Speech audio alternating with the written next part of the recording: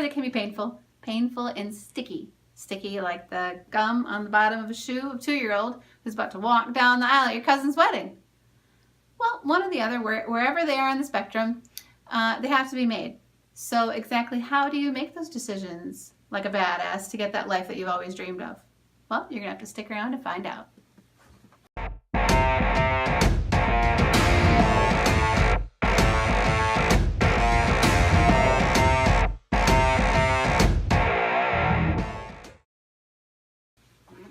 You are about to make decisions like a badass.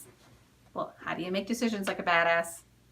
Well, the biggest key to making a decision like a badass is to know yourself and know how you make decisions. Do you have that spot on gut feeling where you always are right and you knew you were right, you should have followed your gut, and why didn't you do that? Do you have impeccable logic? Oh yeah, I got this. Or maybe you gather data and analyze it and pull it apart and find that great answer. That's awesome, great, do that.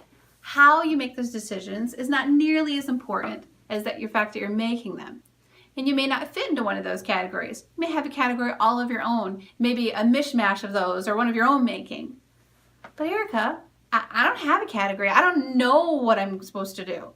I'm calling bullshit. You probably just don't know which category you fall into yet. But that's okay. Nobody said the process of getting the life you wanted was going to be like a walk on the beach. Actually, a walk on the beach can be pretty painful. You've been in the kind with the shifting sand. Maybe it is just like that, a walk on the beach. That's what life is like. So it's kind where you're going from the parking lot to the beach and all that shifty sand underneath you and you have everything piled high in your arms, trying to look around at like some sort of a Guinness Book of World Record competition. Yeah, life is like that walk on the beach, that one.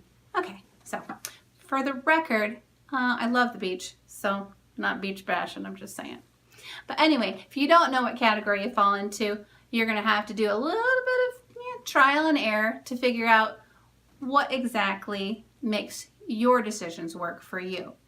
So pick a little of this, pick a little of that, and you're going to apply it once you find it with the same ruthlessness of a badass. Figuring out what decision style and having confidence and being able to implement that is enough for most people. But if you need a little bit more guidance, and I know some of us do, I did a little bit of research and I found a great article on Fortune called How to Make Major Life Decisions in 9 Steps. I'm going to put the link below, so if you want the full details, you can go there. I'm going to go ahead and give you a few things from there that I thought were particularly important and can help you break past some of those barriers that you might still have, even if you know what decision, how to make decisions for yourself. So the first thing that she recommends, that I strongly also recommend, is meditation. Now, we're not talking the kind of meditation where you're going to need the headband with the long hippie hair and no. We're talking about just simple meditation where you remove yourself from everything else and just center on what you really feel inside. You're going to take away all of these shoulds and shouldn'ts. I should take it because, or I shouldn't take it because. No, take away all of that and just focus on how you feel about the decision and really connect with the inner desires you have. That's really important because that way you're not later convincing yourself to do something when you knew all along it wasn't the right decision for you. And if you would have just taken a step back and looked inward, you would have seen that. The second thing that she recommends, which I think is a great suggestion, I've never heard of this and I can't believe I've never heard of it before now, it's monitoring your physical reactions. When we're making decisions, we tend to think very logically. So we analyze it, we pull it out. I'm one of those people, if you haven't figured that out by now. So I'll say this is a good idea because that's not a good idea and this is a good idea. And rather than doing that, she says to really focus on your feeling, the way your body reacts when you just hear it or think about the decision. So does your gut tighten up when you think about taking something new? Or does it kind of flutter like, oh, that's really exciting? So if your gut is tightening, obviously that's not the decision that you want to make for your life. It's not what you truly want. If you feel a little flutter, well, then maybe it is worth something and you should explore it, if not do it. So, you're badass, just jump in and do it, right? Well, sometimes a little thought isn't a bad thing, but if your body's feeling it and you're feeling it, go for it, right? How else are you gonna get the life that you want? So I thought that was an amazing thought. Then another one that I really like is when we are making decisions, we tend to go very worst case scenario. Well, what worst case scenario, what's the worst that could happen? How many times have you heard that, right? So worst case scenario is just, it's imbibing you with all this crippling doubt and insecurities, and you could talk yourself out of something that you actually really want. So instead of thinking of the worst case scenario, think of the best case scenario. So best case scenario, what is the best thing that could happen to you? And then you're filled with all those feelings of that life or decision that you're making coming true. And you can think, how do I feel? Put the two together, right? So how do I feel now that I've made this decision and I have the best case scenario? Now how do I feel? You're taking all that doubt away and you're putting yourself into your ideal world. Well, it's only ideal if you really want that decision, if you really want to make that commitment to whatever you're looking for. So if you think to yourself, oh, best case scenario, this is happening, and you realize, well, that doesn't make me as happy as I thought I would be, well, then maybe that's not the decision for you. Maybe you need to move on to something else, a better alternative for you in your life that you want to have, and not somebody else's idea of what you should be doing. Shoulds again, right? Screw that. This one is more, I think, for younger people. But I still think it's worth mentioning. It's this fear of missing out, that we don't do things because we fear that we're going to somehow not get what we should out of life. Don't be afraid to say no to things. And this falls into something amazing that I heard on a TED Talks called The Fuck Budget. And if you haven't watched it, you should watch it. And I will talk about it in another episode. But I'm a strong believer in saying no. You don't have to say yes to everything. Now, you don't have to be an asshole either. But feel free to not worry about missing out on things if you don't truly want to do that. If you don't want to go to that party, if that's not your thing, don't do it.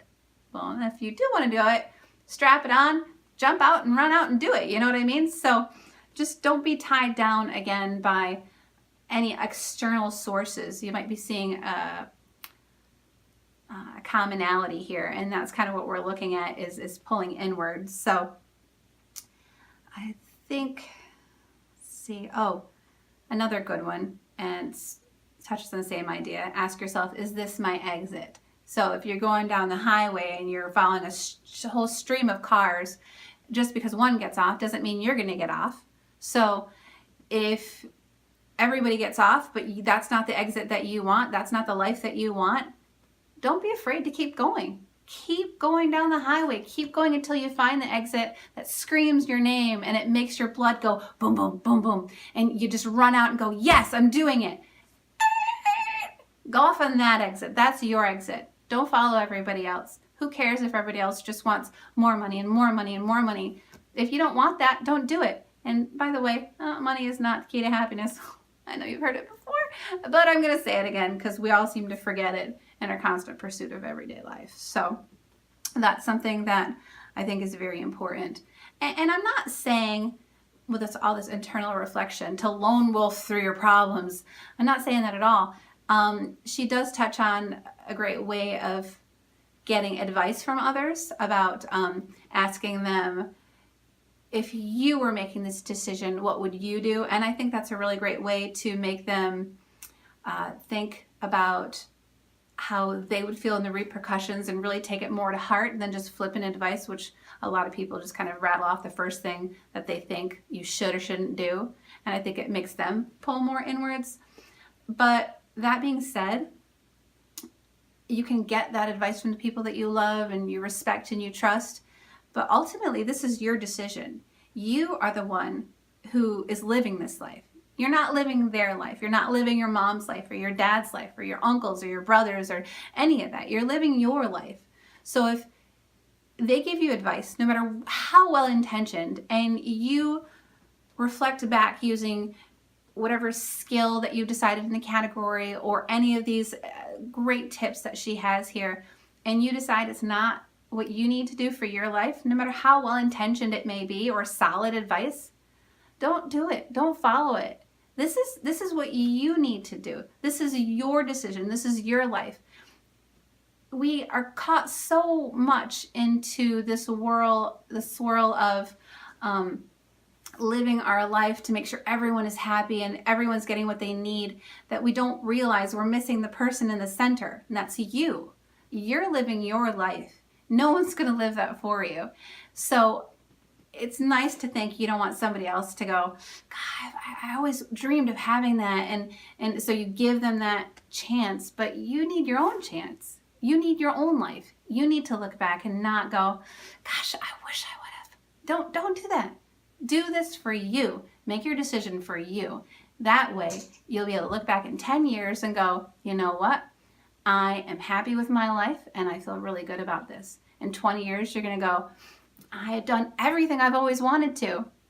Okay, within reason, but you know what I mean. This is your life. You have to make your decisions for yourself, even though they may include others in your world, in your sphere. They're not going to dictate your decisions. You are, because you're a badass. You're going to get that life that you've always wanted. So go ahead and take a deep breath, because it's going to take a lot of courage to do this. Daring, but you're going to do it anyway, because you're a badass, whether you know it or not. So go out and be it. Badasses are close to my heart. How close, you might ask? Well, close as in I actually write stories about badass women. They just happen to be fairies and werewolves and vampires and phoenixes and you name it. It's all part of the world that I write called The Strange and Weird, aka The Saw. In the description below, I'll drop a different review for every video, and of course links to the books so you can check them out if you want to. And if you've already checked them out, thank you! And I'd love to know what you think. So, I just kind of wanted a little bit of disclaimer. All my stories are paranormal romance, so paranormal badassery guaranteed. Panties optional, you know what I'm saying? So drop any questions or comments below, and make sure to subscribe, hit the like button. Of course, shares are always appreciated. So thank you so much, and we'll see you next time, badasses.